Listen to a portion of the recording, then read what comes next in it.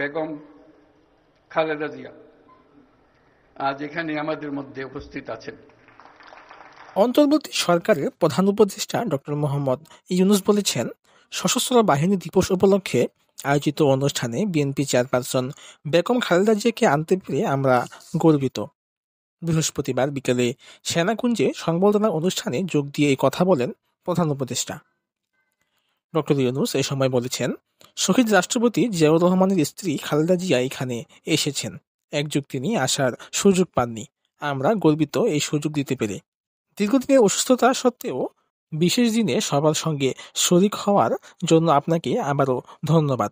আপনার আশু রোগ মুক্তি কামনা করছি। এক যুগ ধরে তিনি এই মহাসম্মেলনীতে অংশগ্রহণ করার সুযোগ পান। আজকে সুযোগ পেয়েছেন। আমরা সবাই আনন্দিত এবং গর্বিত যে আমরা এই সুযোগ দিতে পেরেছি আপনাকে। এর আগে বৃহস্পতিবার বিকাল ৩:৫০ সেনানিবাসস্থ সেনাকুঞ্জে পৌঁছান সাবেক এই প্রধানমন্ত্রী। বিকাল ৩:৩০ গুলশানের বাসভবন ফিরোজা থেকে সেনাকুঞ্জে রওনা করেন বেগম খালেদা জিয়া।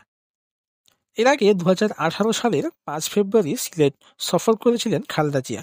আর ৮ ফেব্রুয়ারি মামলায় দণ্ডিত হয়ে কারাগারে যান তিনি। তারপর ২০২০ সালে করোনা ভাইরাসের মধ্যে সাবেক আওয়ামী লীগ সরকারের সময় নির্বাহী আদেশে মুক্তি পেলেও কোনো জনসম্মুখে অনুষ্ঠানে যাননি বেগম খালেদা জিয়া। ফলে প্রায় ৬ বছর পর কোনো অনুষ্ঠানে যোগ দিতে যাচ্ছেন তিনি। আর সবশেষ ২০১২ সালে সশস্ত্র বাহিনীর অনুষ্ঠানে তিনি যোগ দিয়েছিলেন। তার আগে ২০১০ সালে আওয়ামী লীগ সরকারের সময় খালেদা জিয়াকে তার সেনানিবাসস্থ বাড়ি থেকে উচ্ছেদ করা হয়েছিল। এক যুগ ধরে তিনি এই মহাসম্মেলনীতে অংশগ্রহণ করার সুযোগ পান, যে আমরা এই সুযোগ দিতে পেরেছি আপনাকে।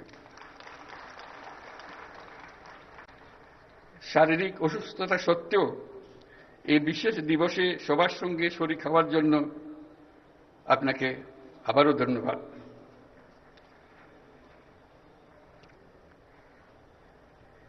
আমরা তার আশু রোগমুক্তি কামনা করছি এবং এই অনুষ্ঠানে বিশেষভাবে স্বাগত জানাচ্ছি।